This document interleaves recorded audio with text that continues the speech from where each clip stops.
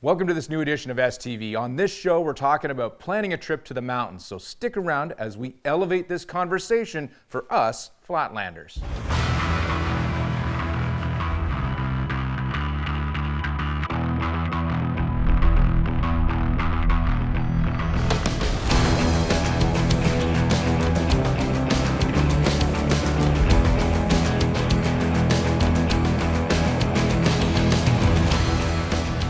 STV is brought to you by Zox Helmets, a clear view for every adventure.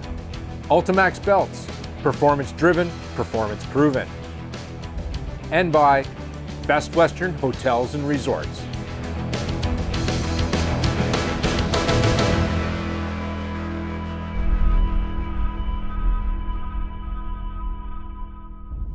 Since Snowmobiler TV started airing in the last century, the show has been more focused on flatland riding. We spend most of our time on trail sleds and the places to ride them, and that's because most of our audience, and that's you, and we thank you for tuning in, are more focused on trail sleds as well.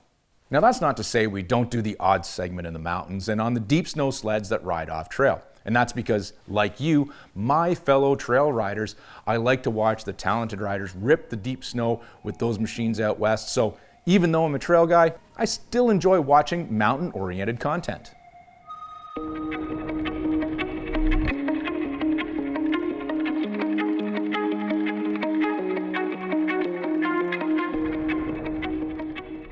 This doesn't work the other way though. Mountain riders don't watch STV or really any trail-oriented snowmobile media. That's because they're too busy looking down their nose at us trail riders as they feel superior to us sipping water and eating their bag lunch of granola bars and gas station sandwiches up in the mountains after digging their sled out for the 20th time.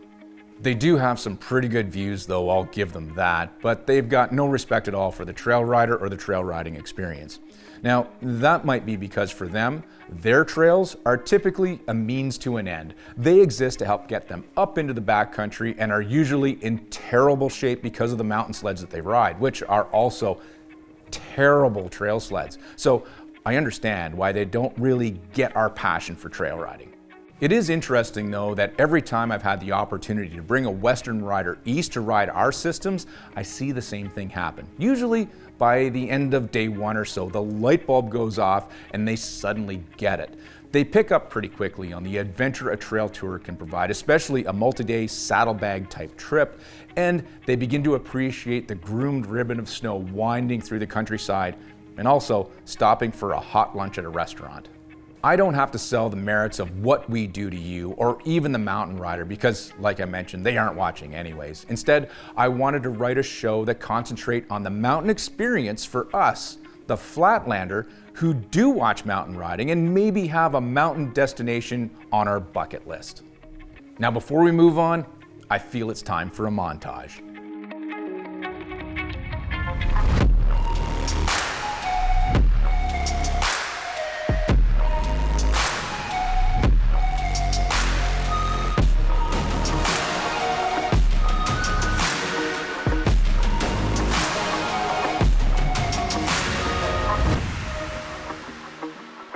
Now I hope that got your juices going, and after last season, we all need some reminders of the juice snowmobiling can get going. Now, I want to move on to some great mountain destinations you might be thinking of chasing this season, but also some advice on choosing the best destination for you and your riding crew who might be traveling to the mountains for the very first time.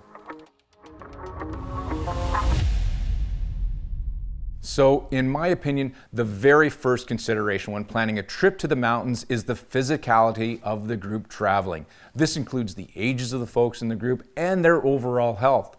Maybe you have a group of older riders who are looking to take that bucket list trip. Now, this type of group isn't going to go full send off a 50-foot cliff or go picking their way through the trees on a mountainside. Then on the other hand, maybe you have a group that's all in great physical shape and willing to push themselves with a little more gnarly adventure. This would be the type of rider who has the confidence to send it into a situation even if they're still developing their mountain skills, and then still have the strength and the ability to spend half an hour digging themselves out of it. Also, in either of these groups, you should plan on exerting more energy and effort just to ride, because you may not get the flow of powder riding right away, and you'll be burning energy just holding onto the sled and being nervous in an intimidating environment. Out in the mountains, it's no trail ride.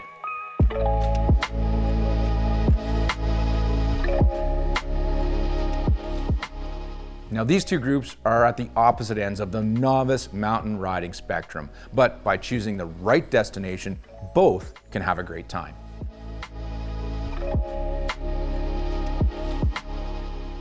Now, I just said a word there, novice. So far, I've been thinking of that word when writing this show and about choosing your first mountain destination, because I don't care how experienced you are as a trail rider or how many drifts you've pounded through in the fields.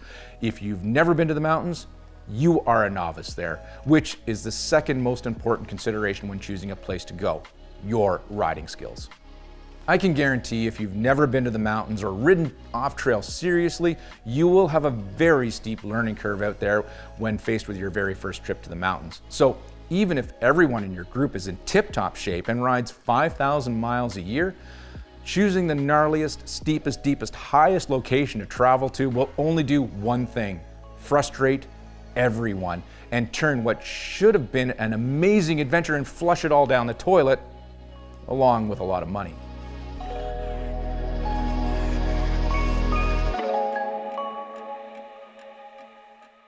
Hopefully these two group characteristics of physical fitness and general snowmobiling skill level kind of roughly align with one another throughout the group, top to bottom, which I find is pretty normal and not an issue when talking to groups thinking of going west. And by the way, neither of these characteristics need to be off the charts either. There is a mountain adventure out there for everyone. You just have to choose it correctly. Coming up after the break, I have a couple more things for you to think about when choosing the perfect mountain destination. This segment is brought to you by Camso. Welcome back. Before the break, I was discussing the first two considerations to think about when choosing your first mountain destination adventure to travel to, which are the physical fitness of your group and the overall riding skills of the individuals within the group. With a good understanding of that, we can start to hone in on a destination, but I've got a couple more things for you to consider that, as a potential novice mountain rider, you may not be thinking of, beginning with altitude.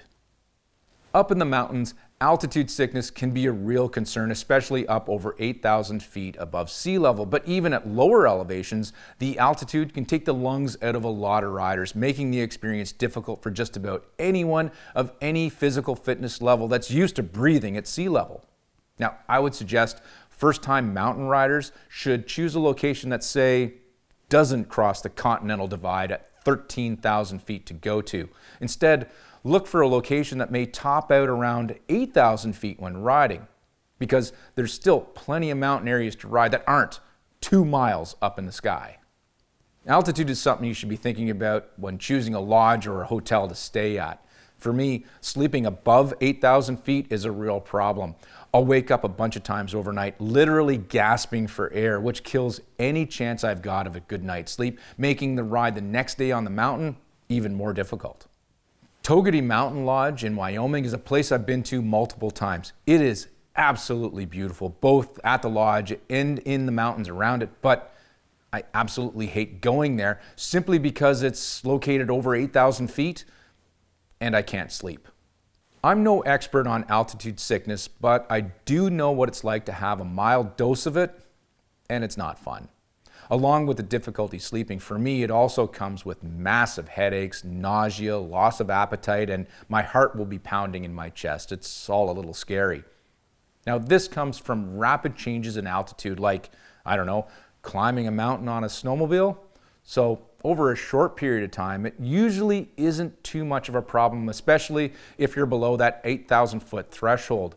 But as travelers to these areas, we don't have the time to acclimatize to the new altitudes our bodies are not used to being in. So if possible, choose a destination at lower elevations, and that includes the lodge or hotel you're sleeping in. And don't be afraid to ask the lodge operator what altitude they're at if you can't find it online either.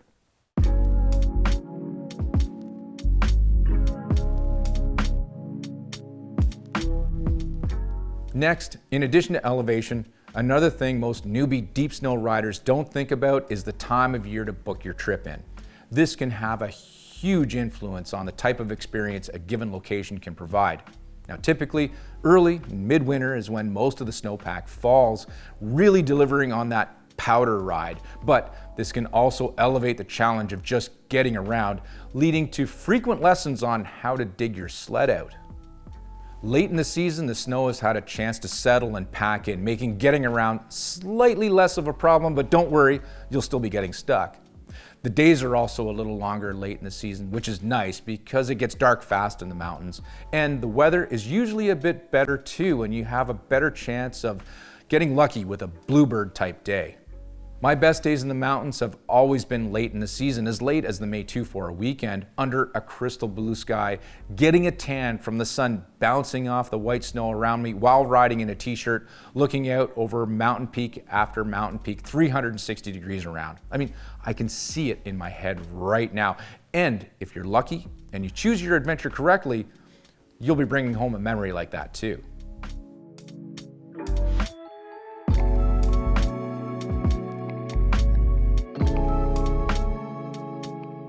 The next consideration is the availability of guides. I can't stress this enough for novice riders. A guide is absolutely the key to success for a trip to the mountains. And I don't care what type of riders your crew is made up of, booking a guide for each ride day is essential. And don't try to save money on a guide by not booking one for each day you ride either. The mountain environment is no joke, and you and your group can get into trouble real quick. A good guide can also read the group, and because they know the riding areas like the back of their hands, can bring the group to the areas appropriate for the skills and experience of everyone. Guides can also give you the pointers necessary to improve your riding skills regardless of where you're starting from, pushing you a little bit when they have to, but also making sure they don't get you in over your head.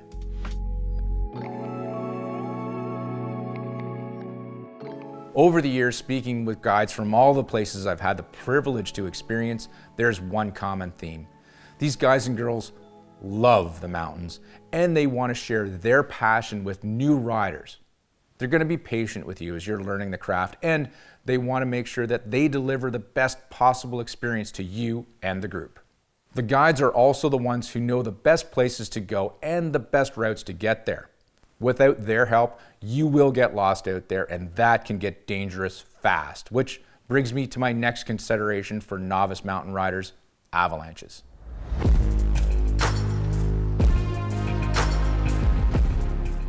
For us flatlanders, the closest analogy that we have to the dangers of avalanche would be ice crossings. Now, we know about the risks of crossing ice, which can be unpredictable. As trail riders, we're used to this risk and can pretty much evaluate on the fly every situation as it comes when choosing to ride on a frozen lake or river or not. Now, as the saying goes, if you don't know, don't go.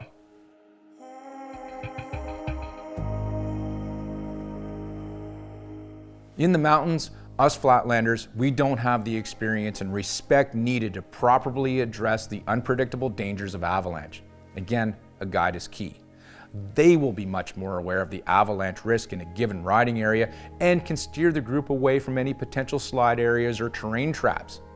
They can also educate the group on how to properly use avalanche beacons and probes in case the worst happens.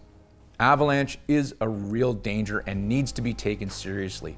I've seen slides happen in person, thankfully small ones that weren't a danger to our group, mostly because the guide kept us from hanging out in the bad spots. But it's still scary how they can happen at random. I remember one time our ride group taking a risk, and suddenly there was a rumble from across the valley and a decent sized slab just happened. It was late spring, bluebird, and if we were taking a break in the wrong spot, it would have been bad. Then on another trip out west, we had to ride through a slide area that occurred a couple of weeks before. And it was a big one, and it had taken down huge trees that were now stuck in snow as hard as concrete. I mean, I would not want to be caught in something like that. But again, like riding on ice, avalanche is a risk you need to be aware of, but by being aware and having a guide, that risk can be brought way down. Being scared of an avalanche isn't something that should keep you out of the mountains. Just know before you go.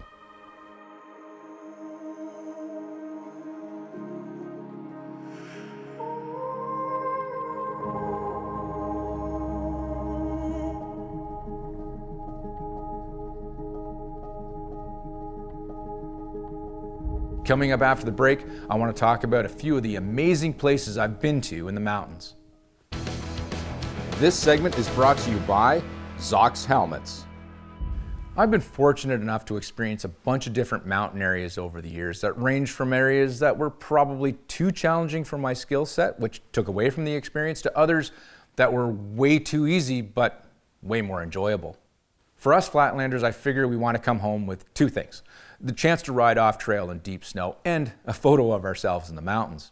Now, to accomplish this, you don't have to travel to the most exotic mountain destinations. So again, it comes back to your skill level of yourself and the group you're riding with, and make sure to be honest with this, because if you overestimate what you can do or your group, it can get you into situations where you're just not going to have any fun with potentially dangerous consequences.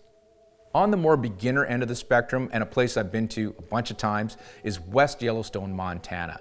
This is the site of the annual media snow shoot, where all of the manufacturers get together to show off their latest sleds. Yeah, I know what you're thinking, and it is a pretty good day at the office.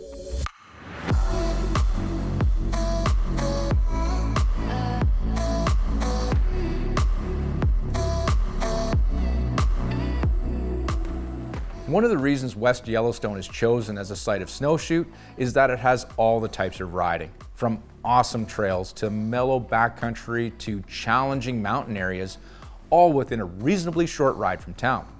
For us in the media, the scope of riding here is perfect because from one location, we can shoot all the videos and photos needed for our publications. From trail to mountain, it's all here.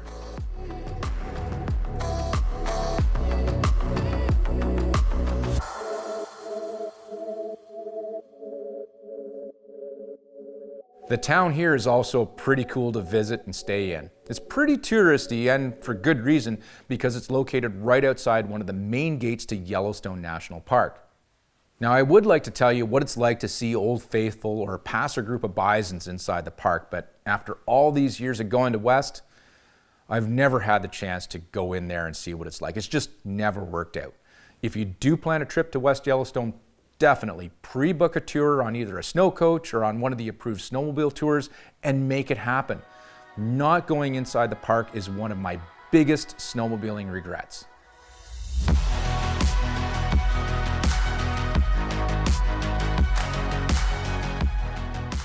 The town also has a number of operators offering up a variety of trail and mountain sleds to rent, plus guides to show you to all the right spots. And here's the best part for novice mountain riders. There is a groomed trail right up and into the alpine riding area, making getting to the top of Two Tops extremely easy for everyone.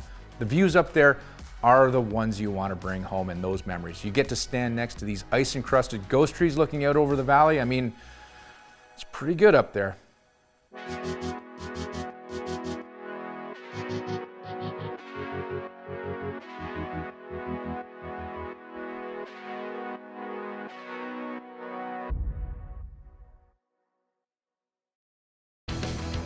This segment is brought to you by Yamaha.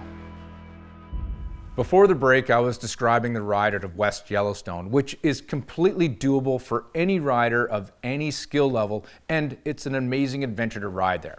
Now, I want to turn my attention to almost the complete opposite end of the spectrum, and we're going to go to Grizzly Lodge in the Shuswap Mountains outside of Kamloops, BC.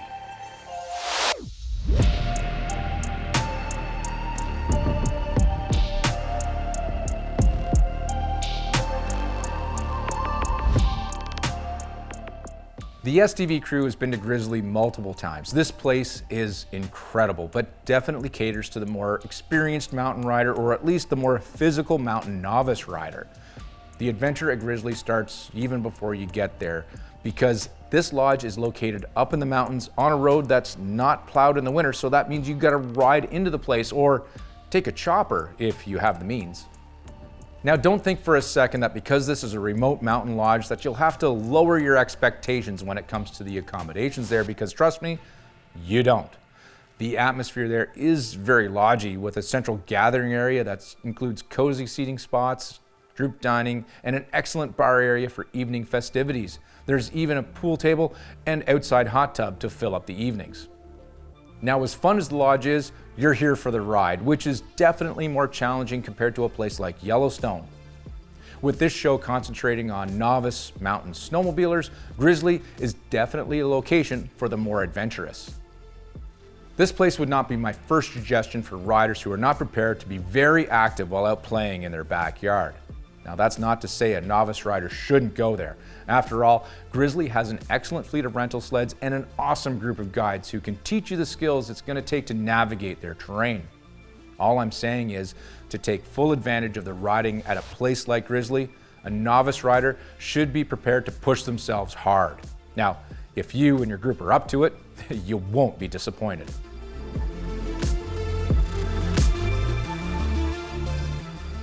So that's two very different mountain experiences for us flatlanders to consider when planning a bucket trip out west. Now, maybe neither one of these places would be right for you and your crew, but if a mountain trip is in your future, there are plenty of places out there to choose from, and with careful planning and taking things into considerations like what we spoke about, the physicality, the altitude, the time of year, and your group's overall adventurousness, there is going to be a location out there that's perfect for you.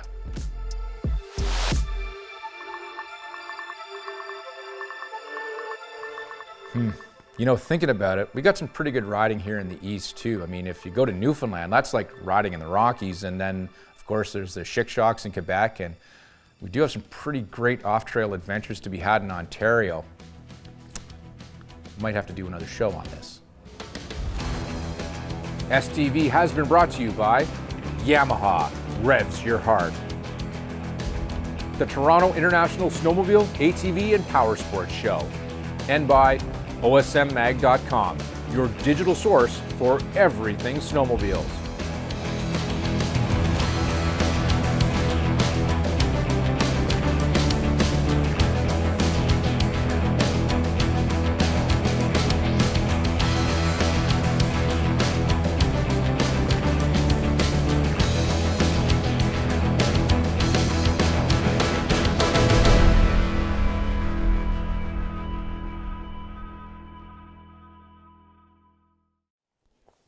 Hit like and subscribe.